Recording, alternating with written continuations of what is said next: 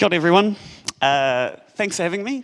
My name's Phil, and here I'm going to talk to you about my project called Delinify, my project and my process.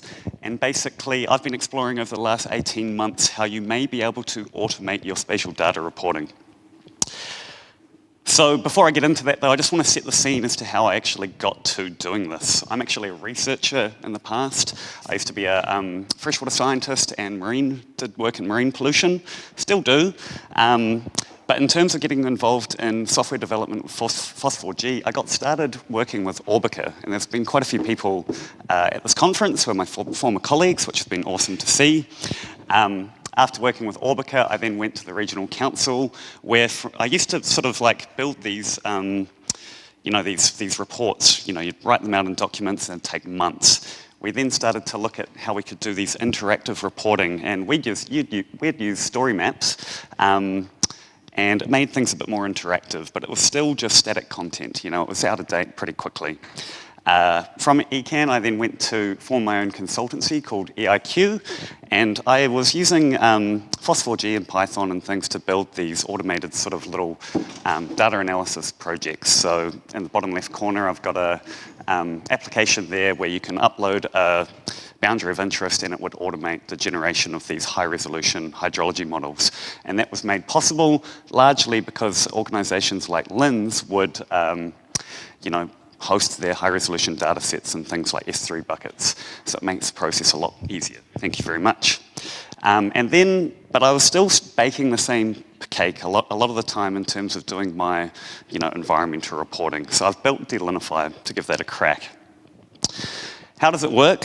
Very quickly, you've got to connect to a data source, of course, a service, or upload your data set.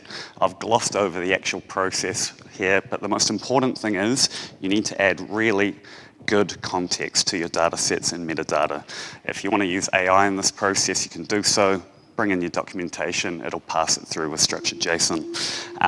There's a lot in that, but I'm only going to gloss over that at this point in time.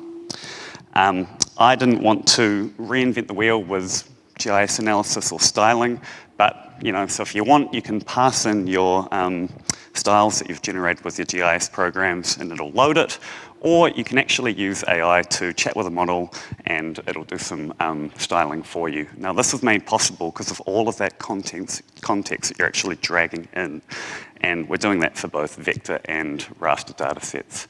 It works, it's cool. May not be necessary, but pretty rad. And we'll just give this moment so you can see what's happening with the raster. You can ask a question, it'll do the styling, give you some updates as to why it's done that, and you can go back and actually make some changes if you like. Cool. On to the next thing. Most importantly, if you're a domain expert, you can then go through and configure your report. Now, like any model, report, whatever you do, garbage in, garbage out, that data has to be good. The way in which you configure your report has to be good, and you can use AI to help you along. Configure your charts, and more importantly, configure how you want the LLM to integrate your data and describe it in the end. And then, ultimately, we want to go and generate reports. So you've configured your template, go through, search for a property, define an area of interest. It'll calculate all the stats and things that you need to see, as well as that interpretation of all of that content. And in doing so, potentially we can take that process of reporting that may take hours or weeks or months, we can turn it into seconds.